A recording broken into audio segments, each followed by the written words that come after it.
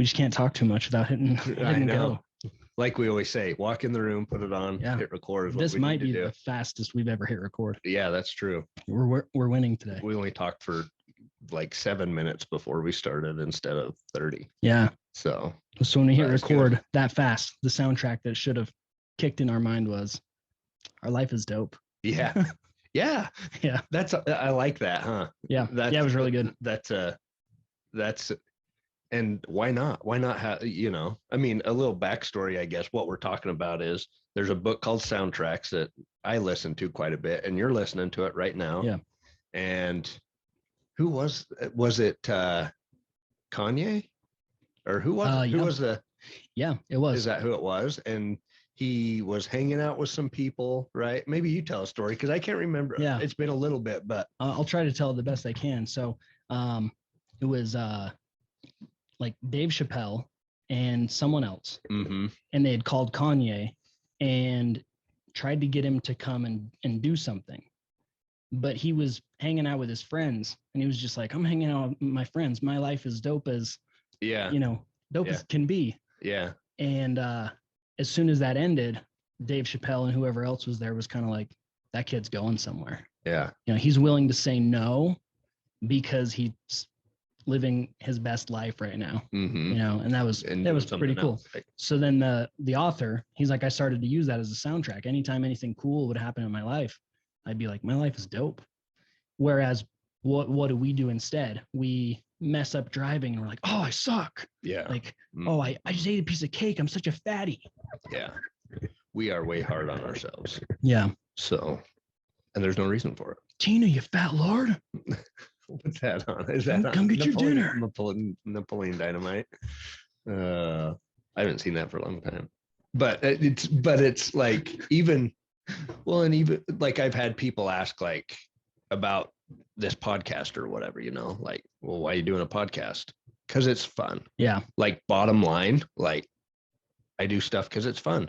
Yeah. And if it's not fun anymore, then I'm not going to do it anymore. Yeah. And that's kind of what I got to in some of the jobs I've done or whatever. It's like, well, this isn't fun anymore. Yeah. So what's the point of being here? Yep.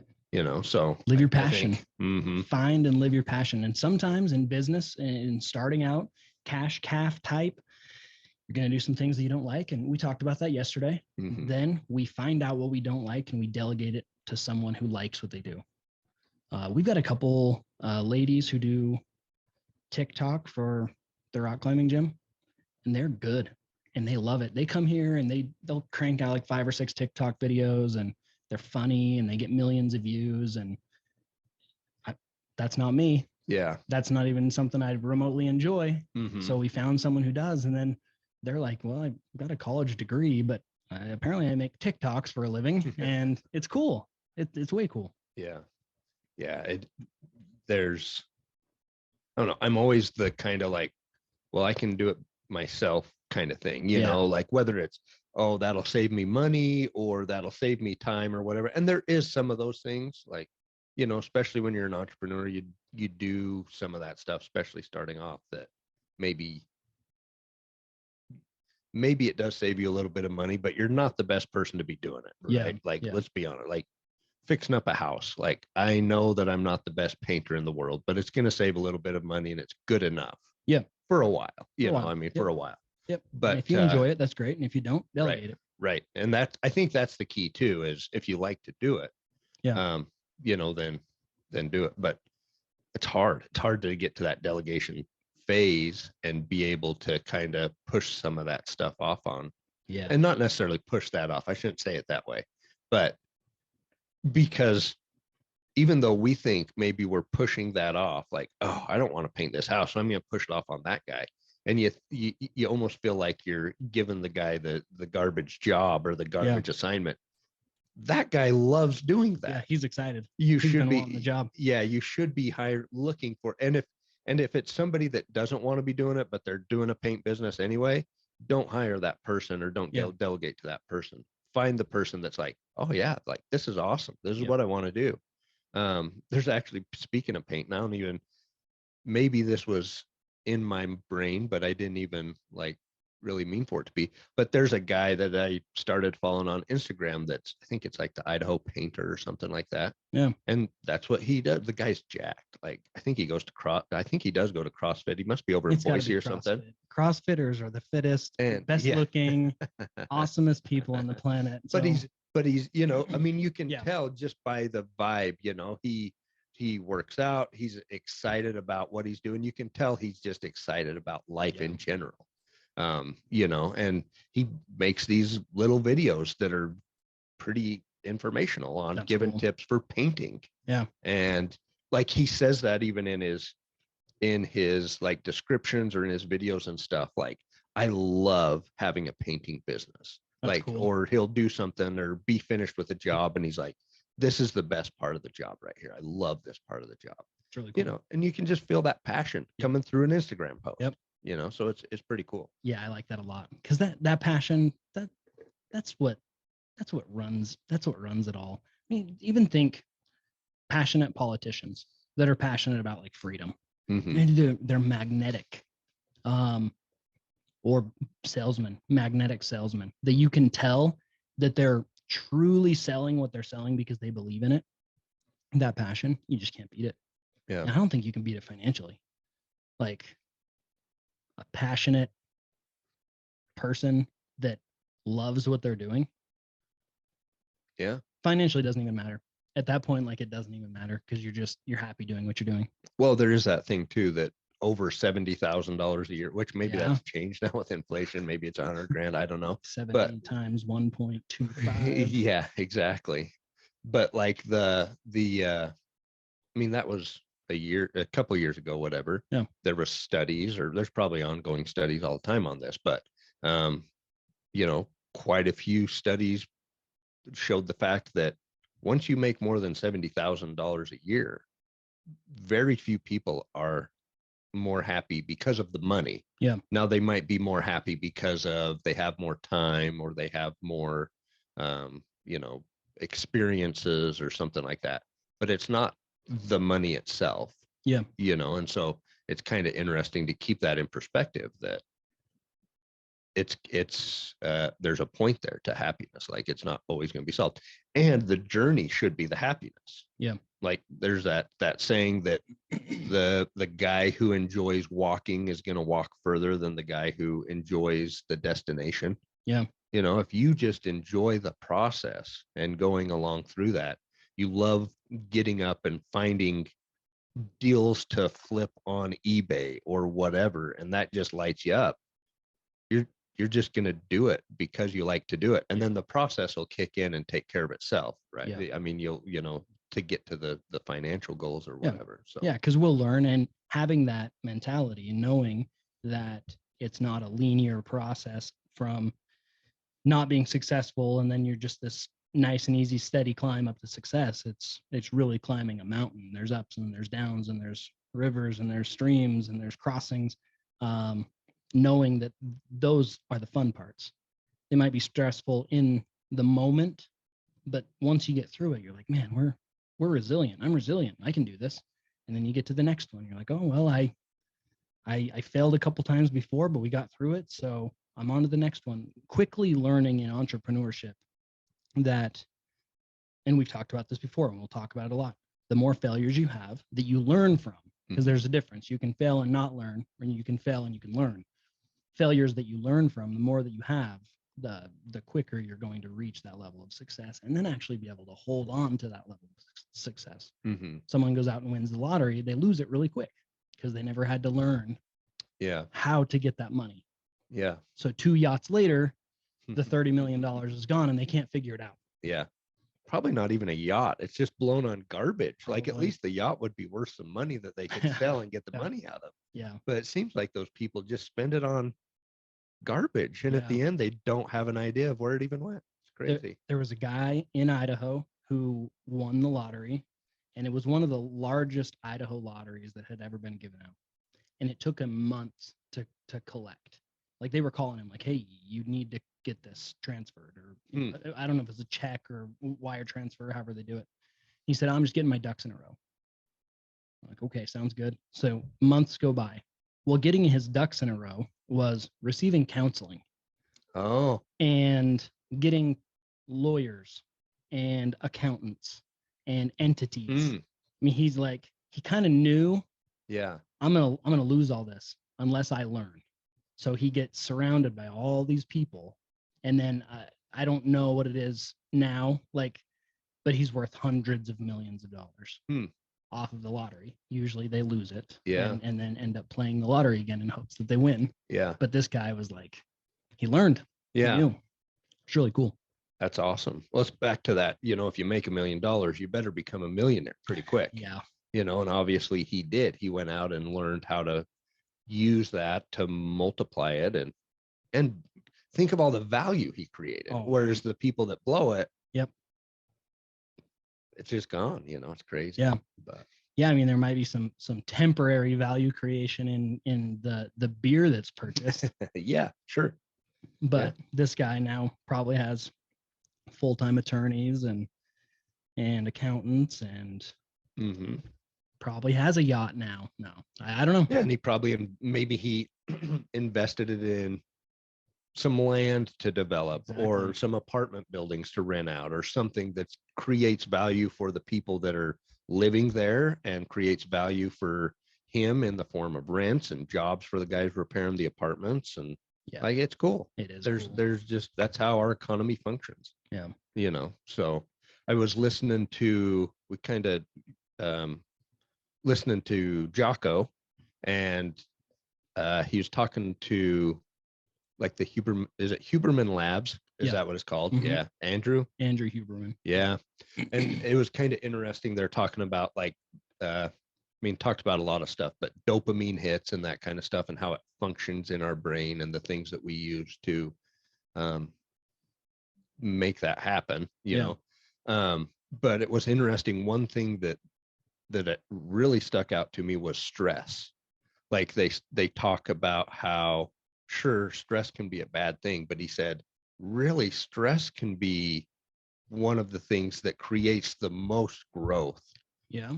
in our minds and our bodies. Think about fitness and exercise. Yeah. Obviously we're stressing those muscles and our bodies to build bigger. And so he kind of said, we kind of ought to debunk this a little bit, that stress is such a bad thing. Sure, there's forms of stress and stuff that are bad things, but most of the time stress gives us growth, and that's how we Mhm. grow the most, is when we are stressed the most. Yeah. um and Jocko kind of said too that in the SEALs, that's kind of a mentality too, is, oh, it's really stressful, good, Yeah. like Yeah. we'll make it happen and be better on the other side for it. And so, all that is, stress really could be that failure Mhm. part that we're talking about, that's stressing us. And but through that process of stress and failure, we're learning and growing how to do things better in the future. Yeah. Yeah. So Yeah. It really is all about that growth, and it's slow and it's steady. Or you get hit with a pile of stuff at one time, and you can learn a pile of stuff at a time. You mhm. get hit with maybe a slowing down business because of economy, and then you get hit with an unknown bill here and taxes over here, and all of a sudden, life can be really stressful and almost like, hey, what do we do? How do we go on? When you get in that situation, you either fold up shop or you figure out how to make it work. Mhm. Figuring out how to make it work, you now know that when the economy goes down and all that kind of crazy stuff happens, you can just push through. Yeah. And we can push through almost anything. Just comes down to that. It's the Navy SEALs. How many people at Buds and Hell Week go and ring the bell? Ringing the bell means they give up. I think it's, yeah, they talked about that. I think it's like uh 8 or 9 out of 10. Yeah, it's an It's about a 10 insane or 20% attrition rate. Is Yeah. that it? Like, they Or is attrition. I think attrition's who leaves, so it's like 80 or 90% attrition. I'm gonna look up I was wondering what that word meant, like what Yeah. it. I'm gonna look it up. So I But mean, these are anyway, people that have prepared their entire lives to become one thing. That's a Navy SEAL. And then they get into Hell Week, and within like the first day, they're like, I'm out. So it leaves them with 10, 20% of the people but they're all having the same stresses, same temperature, same cold water, same boat over their head. Yeah, that's it. So attrition's the amount of people that Leave. leave. So it's like 80-90% attrition rate. Yeah. That's nuts. Yeah, it's because crazy. it's the same circumstance. They're not treating one person any different than another, Mm-hmm. but 9 out of 10 are willing to give up their life goal because it got hard. Well, and I've heard him talk about that on there too. Like the SEALs when they started were it was different than it is now, from what I understand. I mean, this is just me listening to podcasts, but now you have people that specifically train to go into the SEALs, you know, whether they're, and it could be college athletes. I mean, just some real, you know, top level people are already top level and then training to go into the SEALs. Yeah. Whereas back in the day, it wasn't really known. It was still kind of a secretive thing and not really known what was going on. And so it kind of was an even mix of people that would go and do that. It's not like they were specifically training for that. Yeah. And I think the attrition rate is about the same. Interesting. Even though now you have people that are high level athletes or whatever that are training for that, it's still constant. Because I mean, obviously the Navy would like to know, hey, what is the characteristics of the people? Yeah. And we could just go in and hand pick these people. We wouldn't have to go through this whole, you know, process of elimination. And so anyway, they've tried to figure it out and they can't figure it out. Yeah. Totally different backgrounds. You know, there's rich, there's poor, there's the wide gamut of everything, and great athletes and not great athletes, strong people and not strong people. And it's pretty crazy who gets through buds and Hell Week. Yeah. You know, a very, very wide variety of people. There's giants though, like there's just massive. And then there's like Dave Castro, the former director of the CrossFit Games. I've met him a couple times. He's smaller than I am and skinnier, but you know, not a ton of muscle. Not, you look at him, you're like, wait, you're a Navy SEAL. Like, wow, that's interesting. Him versus like Chris Kyle. Yeah. You know, huge guy. Yeah. Well, and they've kind of, you know, as I've read, I like reading about that stuff. You know, I've read quite a bit of stuff and podcasts and things like that. And it's interesting everywhere you find kind of the consensus, I guess, or whatever, is a lot of times the guys that don't look like they're going to make it are the guys that are going to make it. You know, it's not the ripped athletes or whatever, which there's some, you know, obviously, but it's the guys that you're like, you know, maybe he's a little, you know, like me, maybe, you know, he's a little chubby around the midsection. Finally. Yeah. Maybe I should go to Hell Week. No, I couldn't make it. There's no 2 hours into Hell Week. Yeah, me neither. But it's out of the tactical games though. You know, you'd see these just jacked guys and their arms are as big as my thighs. And then they're walking on the run. You know, nothing against them. Or the burpee thing, you know, like there was a couple of guys that I'm like, those guys are gonna, I did this many, they're gonna like double that. Yeah. And they didn't. They didn't. It was just interesting. Yeah, it's cool. And I think that relates to business directly too, is maybe you don't think that you're the top person in that. Maybe you don't know every little thing about that industry, or maybe you don't have 30 years of experience in a certain business type, but you have the desire to go and learn that. Yeah. And to, you know, that's what you really want to do, but you kind of feel like an underdog maybe. Those are the people that are going to succeed in it all the time. Yeah. You know, seems like everywhere that most entrepreneurs that you look up and stuff, they did it completely opposite of what they teach you in business school. You know, like I saw one the other day, somebody asked, what's your model for building a business plan? And he's like, I don't know, I've never done one. You know, and just, you know, you don't have to conform to what society thinks a business owner is. You can be an underdog and you're probably going to succeed more than the people that think they're going to do, that they're well suited for it or whatever. If something is laid out exactly how it needs to be done, then many people are going to follow that template. Mm-hmm. Don't be doing what everybody else is doing. It's good to get off and do something different. That soundtracks guy, he says it. He's like, there's not a book out there that tells me how to become a speaker and a full-time author, that tells me all the steps that I need to do perfectly to get there. So I'm just kind of out here on my own. It's the Wild West, and I'm figuring it out. Mm-hmm. Like that's cash calf. That's small business entrepreneurship right there. Yeah. The Wild West. Yeah. Figure it out. Yeah. Yeah. It can be tough. Mm-hmm. It is tough. It will be tough. Yep. Good. Yeah. Like Jocko would say. And look at, you look at the businesses that are successful that and all you see is the success. Yeah. You don't guaranteed 99% of businesses that are probably 100% of businesses that are successful now have gone through the times when it's like, oh man, the economic downturn and, unexpected expenses or whatever, Yeah. guaranteed every business has been through that at some point.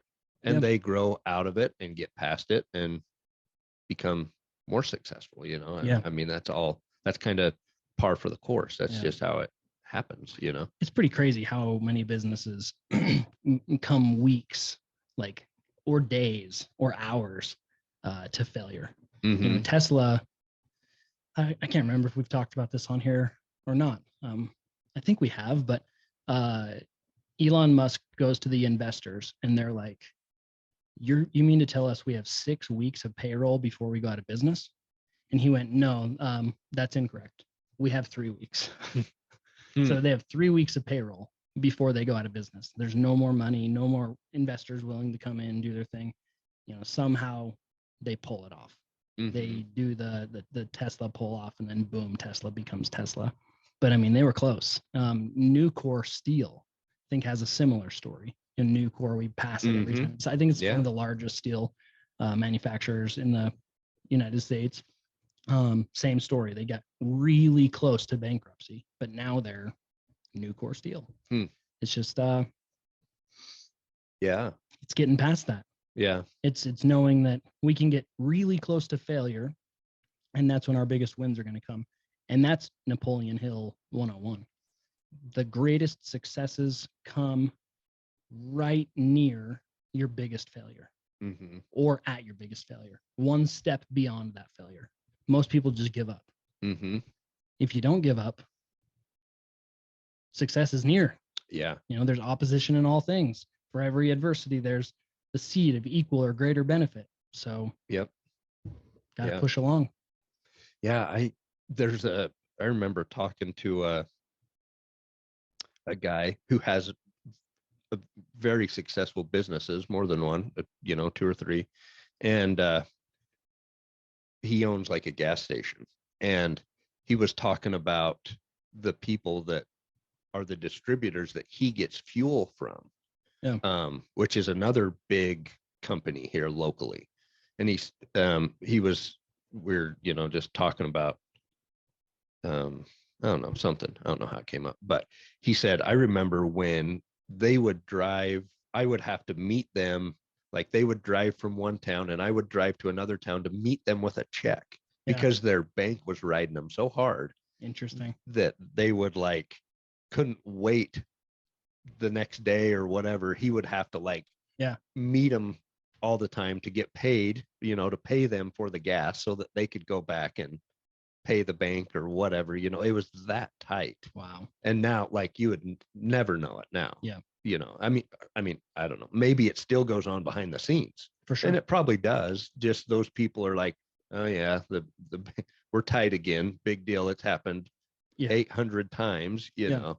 And that's the learning part. So that's the part where we have some people that we know that are in kind of a tighter spot business wise right now than they've ever been. And so then we get out and we start talking to some other people and just trying to help figure things out with them. And then you go talk to these mega multimillionaires and they're like, oh, no, you're fine. you just need to do this, this, and this, and then this puts you in a different spot there, and you can pull some money from here and there. You've got equity over here and there. So from their view, they're like, this is business. Mhm. We have another set of friends who every winter, they're a seasonal business. Every winter, they're pulling into equity lines and they're going into debt all Mhm. winter long. And then as soon as summer comes around, they pay all of that back and they put in some surplus. Surplus runs out, then they're getting back into debt. That's just the debt circle that they know their business has. Is there a better way to do it? Maybe. Is there not? I don't know. Mhm. But that's what they do. That would stress me out. Just Mhm. knowing every winter I'm gonna go. But it's worked for them. And so Mhm. for them, if I were to go to them and say, yeah, I've got to pull some equity here, it's really worrying me, they'd probably be like, you're silly. Yeah. You're silly. We do that every year. Yeah.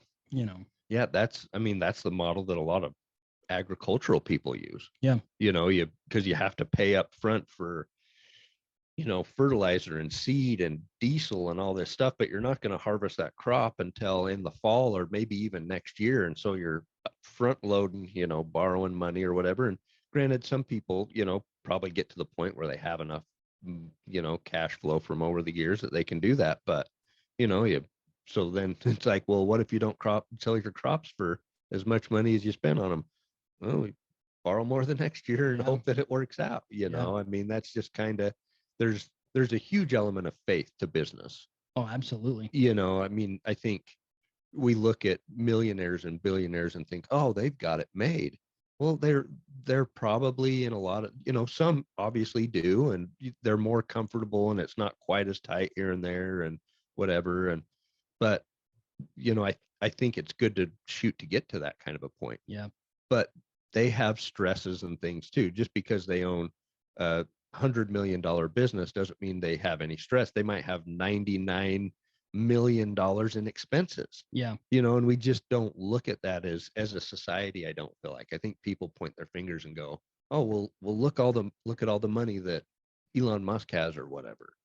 Well, yeah, that's true.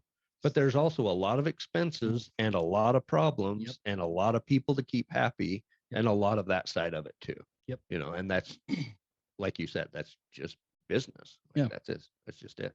Yeah. And that's really what separates what's the saying, the wheat from the tares. If you're not the type of person that can hop into something like this and be okay failing, Mm-hmm.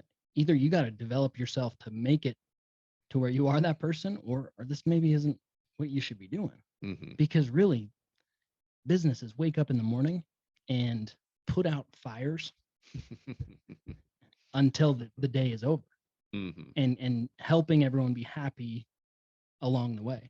And that might sound really negative, but it kind of is. There's just problems that arise all the time. And maybe I shouldn't call them problems. There's just issues that arise every single day. Mm-hmm. And if you can just fix those issues, add value, help people, care about others, put in processes to make that not happen again, that's building a business, Mm-hmm. is building the processes. Yeah. So that the next day that same thing doesn't happen. And you want to build it to where eventually you can sell it. You can't have a business that's just full of problems all the time. Mm-hmm. Yeah.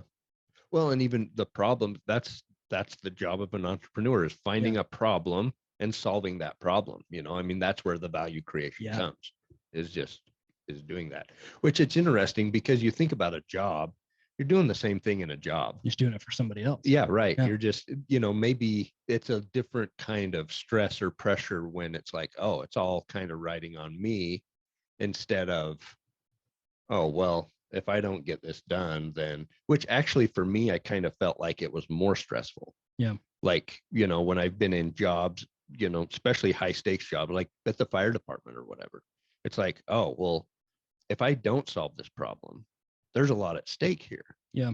Or if I solve it incorrectly or whatever. Whereas if I get outside of that, it's like, oh, well, if I don't solve that problem this way, then I'll fix it another way, or you know what I mean? Like, there's maybe more room for error there than in some things. But yeah, you're solving problems, whether you're doing it for yourself or whether you're doing it for other people. Yeah. It's the same So you're either Same making work. somebody else's business better or you're making your own business better. Yeah. Yeah. And like we said yesterday, I really think in this coming economy, the Fed raised rates again yesterday. Yeah, that was So, interesting. I really think in this economy, people have got to think, what is my value? What is my passion? And Mhm. you've got to cash in on that passion. And it can be part-time. It can be 2 hours a week. It can be 20 hours a week. I don't know. But we've got to figure out what is my value? What is my passion? And cash in. Yeah. At least Yep. start. Get it in motion, because who knows? And I don't want to be the doomsday prepper. I don't want to be Glenn back on here like, oh, it's all going to go down. It's all going to, everything's probably going to be okay. Mhm.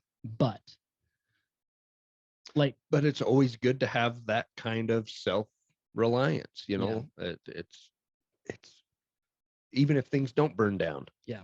Great. You're in an even better position than you thought you would be, maybe. Yeah. You know, so Yeah, I've had the thought, like, if I needed to instantly have a certain amount of money per month, let's say $4,000 a month, like what could I do right now? mm-hmm. I'm like, probably 3 things that I could just start right now. I might not enjoy them as much as I enjoy doing everything that I'm doing right now in my life, but I could start it right now, add value, well, transfer value. So Mm-hmm. transfer Mm-hmm. value for money, Mm-hmm. and be $3,000 or $4,000 a month pretty easily. Mm-hmm. I hope to never do that, but I know what I could do, and I have a plan if that needs to happen. Like what it would be called, what it would be, how we would bill and invoice, how they would send me. Yeah, I got it all. I got it all figured out just because I want to know. Mm-hmm. Yeah. That's important for me. Mm-hmm. Yeah, for sure. And to have the experience to know all of that, you know, like, oh, this is probably going to happen and this is probably going to happen. But even with the caveat of knowing, well, I can't plan for everything too. Yeah. You know, so Absolutely. So it's a great, I mean, you want to talk about, you know, we go to college and get a skill or a trade or whatever. You want to talk about a good skill or trade. It's learning how to start something, how to make it work, how to, you know, just all of it, everything that comes with entrepreneurship. Because you can take that and say you had to say, or not even had to say you wanted to move to a different country. Yeah. Well, if you know how to build a business, or you know how to, you know, buy and sell cars or whatever it is, well, you can do the same thing in another country. Yeah. Like the amount of freedom that it gives you to have that kind of a skill set and to move around and live the kind of lifestyle you want is really valuable. Yeah. So it's yeah, cool. Especially online. I mean, you can live in Mm-hmm. Belize or Costa Rica or Nicaragua for a quarter of what you can live here, but you can make American dollars Mm-hmm. online. Mm-hmm. I mean, you can become a nutrition coach, make pretty dang good money, and live in Costa Rica. That's what Paul Saladino. Mm-hmm. Yeah. The carnivore doctor. Yeah, I saw. Excuse me. Did he? Because I didn't notice, like I started following him a couple years ago, probably. I didn't notice that he was posting as much like the Costa Rica stuff or wherever he lives. I think Did maybe he it's just move there? I think it's newer recently. Yeah, I'm pretty That's sure. Pretty cool. Should reach out, have him on the. Oh yeah, he'd be an awesome interview on the Cracking Fitness podcast. Even here, because I mean he started. Yeah. This. It's true. So it's just that kind of stuff. Mm-hmm. There's so much that can be done, but it has to be done in our mind first. Mm-hmm. Like we have to create it in our mind, and then it can be transferred to the outside world.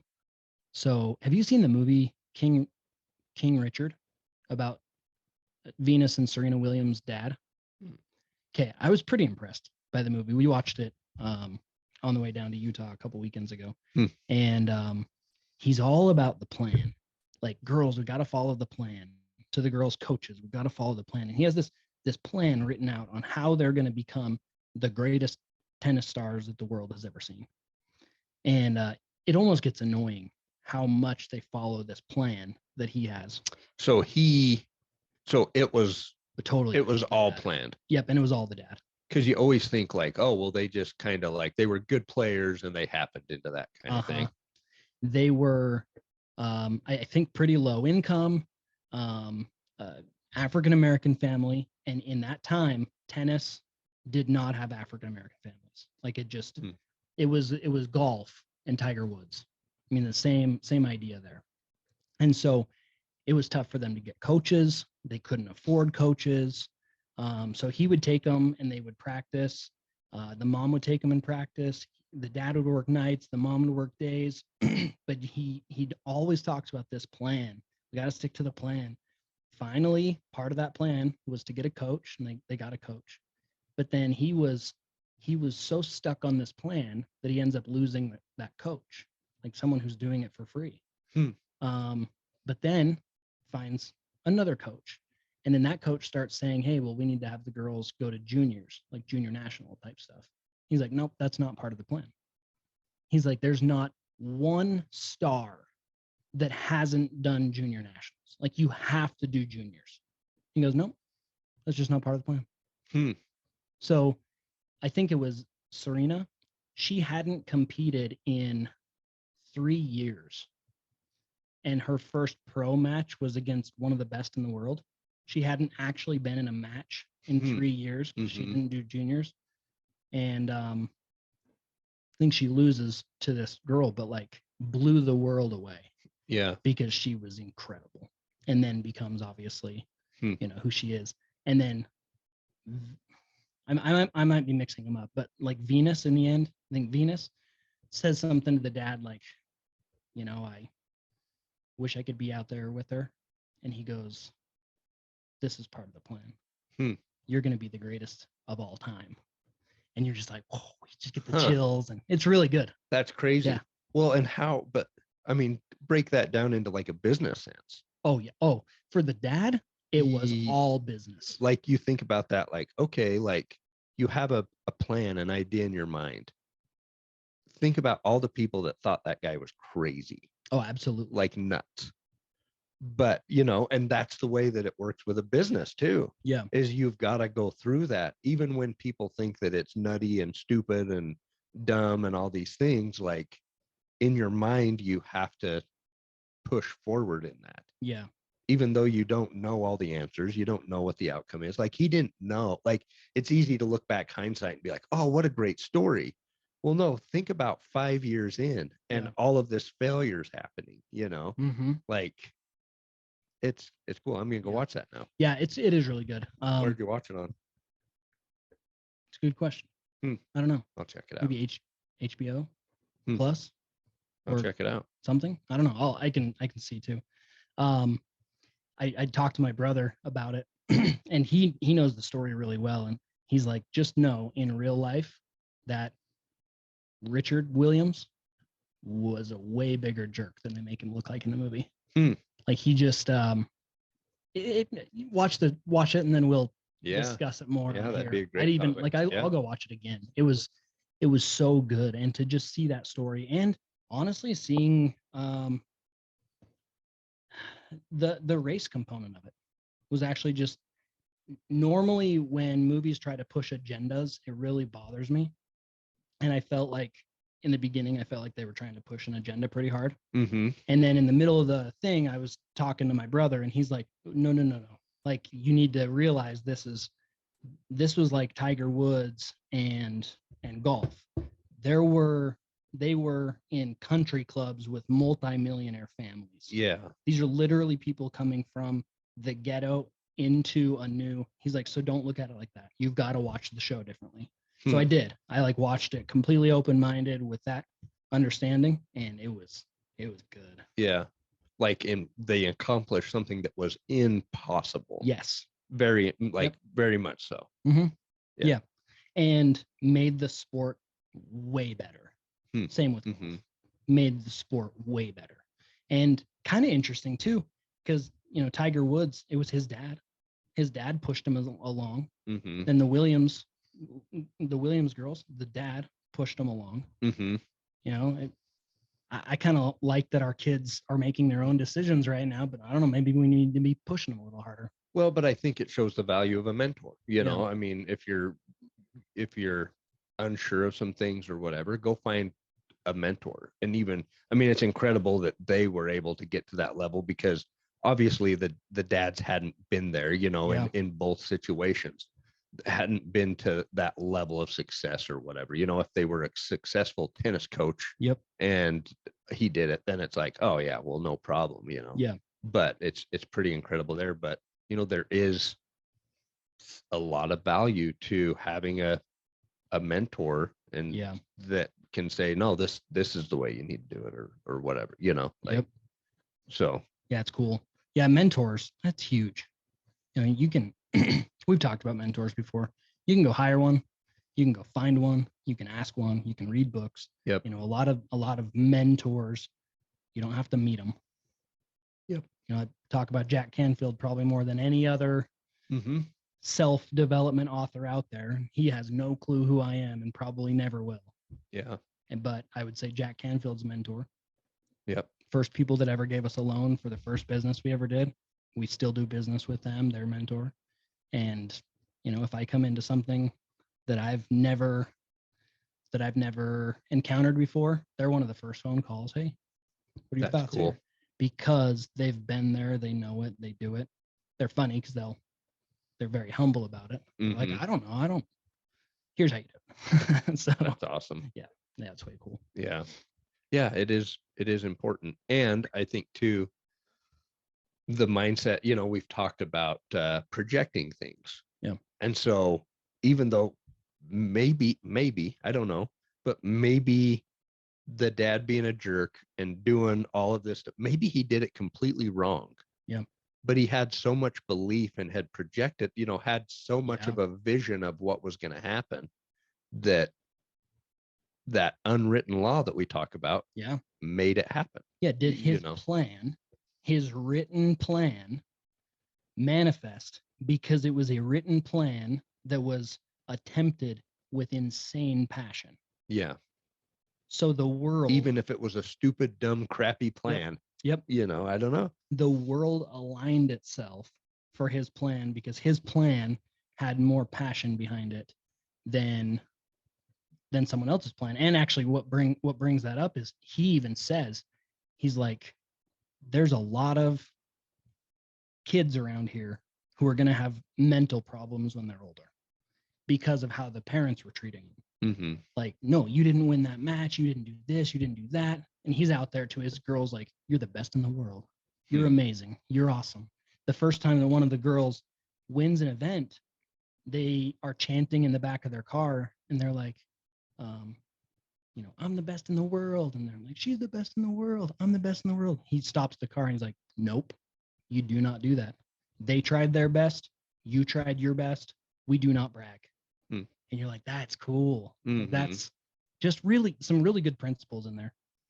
I think maybe like my brother said, the real life of him was a little bit different, but yeah, but the movie is really good. Cool. I'll check it out. Yeah. That manifesting and projecting, that's really the basis of everything that we do and talk about here. Mm-hmm. You've got to have that plan. You don't have to say your affirmations every single day. That's just a tool. But you have to know your affirmations. Mm-hmm. You have to know, like, I'm a great and successful businessman. You know, I dress for success. I'm extremely successful in everything that I do. I'm feeling healthy and great at 178. Like, I don't have to say it all the time, but I need to think it and I need to know it so that we can try to fill that gap in the universe. Yeah. Yeah. Yeah, for sure. And you know, if some of this is like, some people are probably like, oh no, that's pretty hard to, you know, that's kind of out there, whatever. Like, I love watching the documentaries and stories like that one that you just described, because that shows up in pretty much every one of those things. Yeah. Like, it's a person that's failing, they project something that they think that they want, they pursue it with passion, they do a bunch of hard things for a long time. Like, I'm thinking of the Jewel interview on Joe Rogan. Yeah. Or even the like Garth Brooks there's a documentary on, I think it's Netflix or something, of Garth Brooks. Both of those, like, their stories are just crazy. How, you know, they're living in a dump or whatever, and but they have that concentration and that focus on their goal Yeah. and what they want to achieve that manifests it. Yeah. It's not weird hokey stuff. Like Mhm. it's actual stuff. I don't know how it works. Yeah. But it works. Yeah. So Yeah. Well, the book, it works. yeah. It's writing that stuff down and emphatically stating it 3 times a day. It's the weird it. I'm not going to ever discount that hokey stuff doesn't work because we've seen it work. Yeah. So Yep. that's the thing. And you get deep into this, whether you're Bible spiritual or not biblically spiritual, just any kind of, you feel like there's a higher being in any way, or there's a grander plan here, whether it's prayer or it's meditation or it's, they're all kind of means to connect with that portion of the universe that manifests. Mm-hmm. So yeah, it does sound hokey, but not if you do it a little bit and then find out that that's actually how things come into our life. Yeah. Work hard, have a plan, work hard towards it.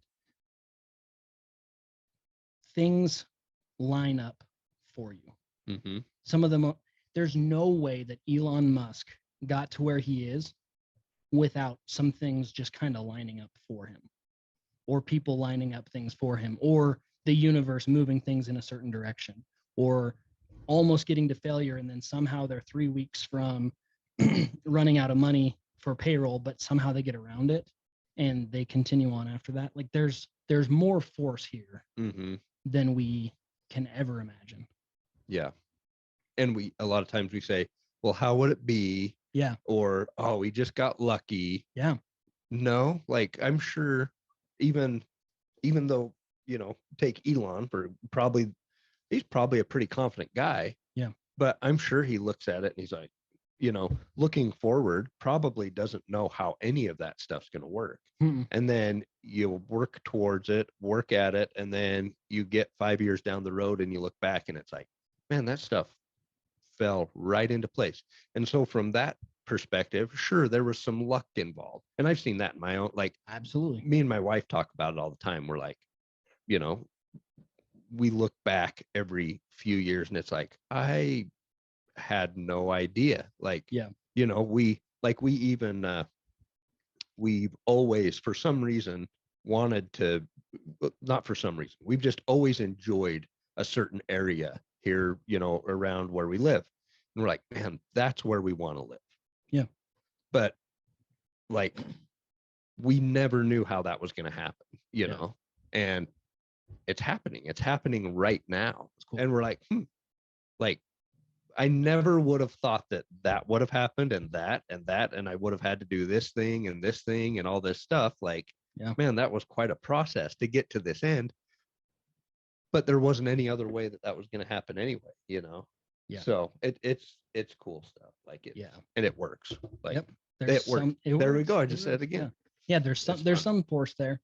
People just have to try it out on their own to really get it and understand it. And honestly, I don't get it and understand why it works or how it works. I just know that it does. Mm-hmm.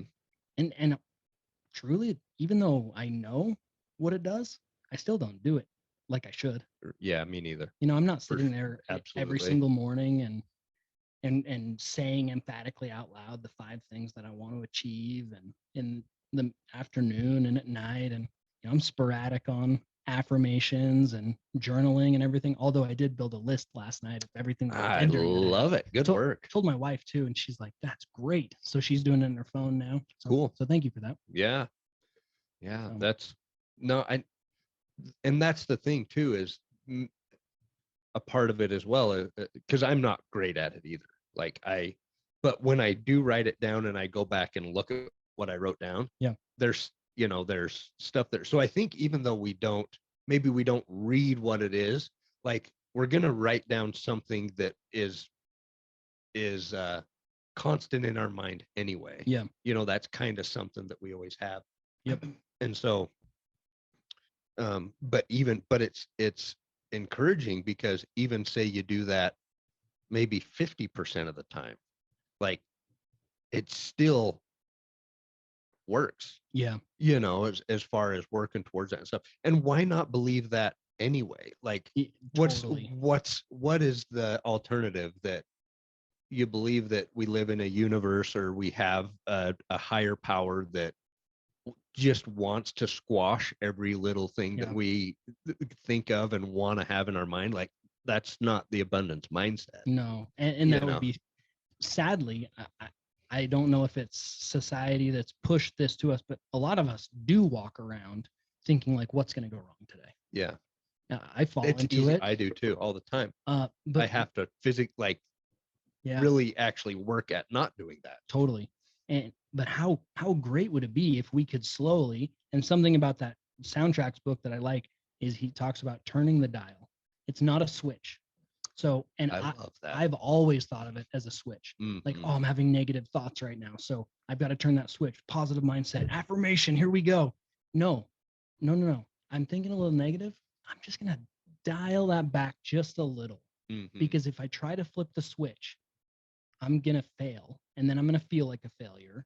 And then, no. So I'm driving along. Man, I feel like something bad's going to happen to me today. Dial it back. Is it possible that something good could happen to me today? Yeah. Like I like Yeah. that dial thing a lot. Yeah. That hit me pretty hard too. And it hit him too. When Yes. he hit, Yeah. he said when he heard that, he like jumped up on a Yeah. table and like, like, because yeah. Yeah. I think everybody probably struggles with that. I think Yeah. some people are probably better at being more positive in general, and maybe even outwardly more positive. But I think inside our own head, like I'm sure most people are like that. Maybe not. Yeah. I don't know. But Yeah. Well, I believe if we have grown up listening to mainstream sources of stuff, and and I'm talking education, TV, Netflix, YouTube, programming. I mean, we're programmed to not think a certain way. We really are. That's not conspiracy theory. It's advertisements on TV are specifically made to make you want to buy the product. Yep. It's just how it is. And a lot of the programming that comes out now makes it look like there are certain people that are happier because they have other things, or they have more things, so they're happier. And there's a big gap. There's a big gap in happiness. I think I've said before, Kira and I going to Haiti and doing a couple medical clinics, I realized just how unhappy Americans are. You go down there and these people have nothing. They're like, they'll literally wake up in the morning. Hey, do we have food? Can we eat today? We do? Cool. Sweet. Party. Okay, we're partying all day because we have food we can eat. They're happy. They're happy as can be because they're eating food. Do you think it's because they don't have TVs and cell phones and all that stuff, and they're just in tune with? I think it's being around people and people they like. And yep, I think it's probably most of it, because they are present at all times of the day. There's nothing that makes them unpresent. Maybe if they're worrying about food, then that's then that's one thing. But if they're not worrying about food, they're just completely present. I mean, they literally are like partying all the time. Their music's cranked up and they're dancing and out fishing. Like it's just cool. Yeah. You're like, they have nothing. They have nothing. They have clothes, like maybe 2 pairs of clothes. And they're living in a shack and there's no heat or no air conditioning. No, I mean it's hot down there. So no air conditioning. I'm like sweating all day, all night, getting bit by mosquitoes, everything. I'm feeling like this is kind of miserable. They're happy as can be. Just having a good time. Yep.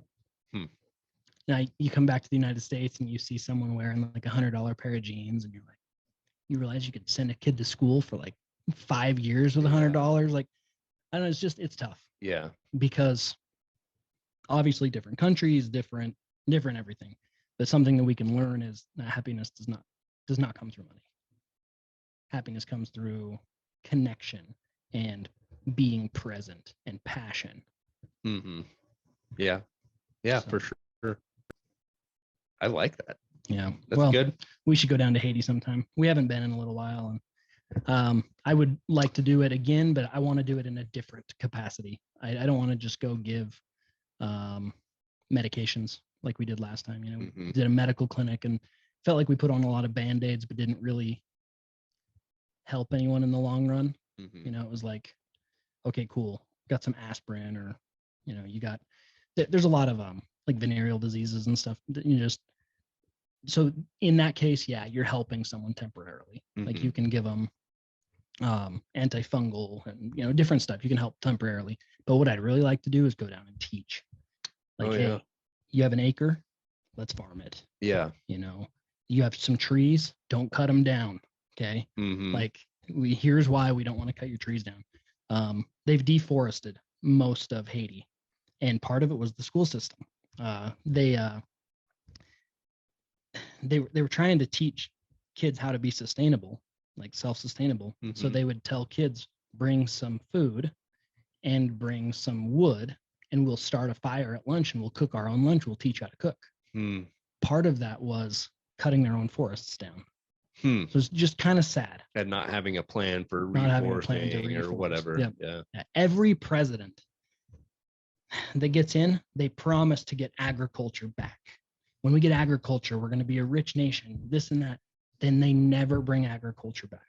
Yeah. It's just sad. So I'd love to go down in an actual like teaching capacity and teach a couple families, like not even that big, just a couple families. Like, how can you change your future? And here's how. But I don't know, maybe we shouldn't change their future. They're happy.